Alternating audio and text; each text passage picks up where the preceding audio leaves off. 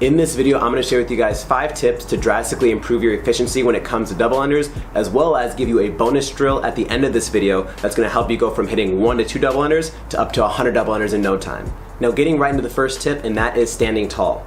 Many times when I see people practicing double unders for the first time, they end up doing like a dolphin kick, or they'll lean forward and tuck their knees up, and they'll do a lot of extra movement than they need to. Or on the other hand, I'll see them leaning back and having their chest pointed up towards the sky, and this puts a lot of extra stress on your lower back. Focus on standing nice and tall, keep your core and your butt slightly engaged, so that way each jump's gonna look like the last jump, requiring minimal movement, making you more efficient when it comes to doing higher reps. Now, tip number 2 is using your wrist. For some reason, people think that they have to use a lot of arm movement to get the rope to spin twice under their feet, but that is not the case. Some people might become proficient with this style of technique, but this uses so much more energy that you end up frying out a lot faster than if you keep your arms relaxed. So what you want to be doing is keeping your arms close to your sides, hands by your pockets, and focusing on using your wrist to flick that jump rope twice underneath your feet every single time. This will help you keep your heart rate down, as well as making big sets of double unders that much easier to hit.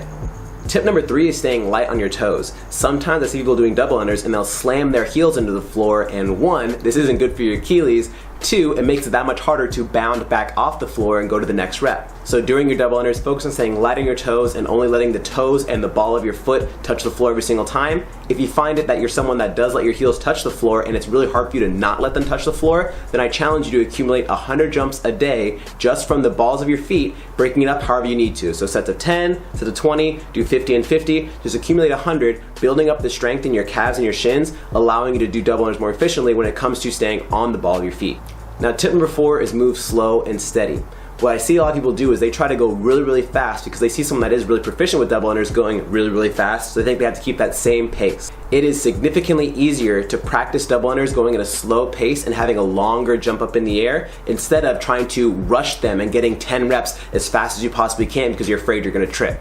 So if you think you're someone that does try to go really fast as you practice your double unders, try slowing them down by having a slower flick of the wrist, having a slightly bigger jump, and see if that helps you, which more than not with athletes I've coached makes a huge difference with helping them get from 2 to 3 double unders to 40 double unders. And for tip number 5 is find your rhythm. Some people think that they can just flick their wrist really fast, jump so frequently, and all of a sudden it's going to sync together, they're going to bust out a huge set of double unders, but that is far from the case. We need to have our hands and feet going at the same cadence the entire time in order to allow us to string together really big sets. So one thing that helps me as well as a lot of my athletes is having the 1-2 count every single time. So what I'll do is when I jump and I flick my wrists, I go 1 for the first flick and 2 for the second flick. I land my feet, jump right back up, 1-2 jump, 1-2 jump, and I find that same cadence in my head. I don't worry about counting. I totally throw numbers out the window and just find that beat inside my head of the 1-2, 1-2, 1-2, and that significantly helps me all of a sudden get the idea of how fast my hands need to go, how quick my jumps need to be in order to string together a really big set of double unders.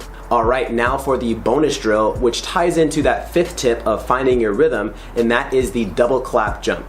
So what you're going to do is, without your rope, have your hands up against your sides, you're going to jump, clap your thighs twice, jump again, clap the thighs twice, and this is going to help you find that rhythm of the double flick of the wrist once it comes to putting the jump rope back in your hands. If this drill is new for you, I recommend trying it out and accumulating anywhere from 50 to 100 reps of these just to get the muscle memory down of how fast your wrists and your feet need to be. Alright guys, and there you have it, 5 tips that'll drastically improve your efficiency with double unders. If you guys have any questions or comments on this video or would like to see more videos like it, hit the like button, subscribe, and comment down below. If you want to show your support to the channel, check out some of our merch down below, as well as our discounts to our favorite fitness products. Make sure you check out these videos I have to the side, because if you enjoyed this one, I promise you'll enjoy those as well. Thanks so much for watching, you guys, and we'll see you in the next video.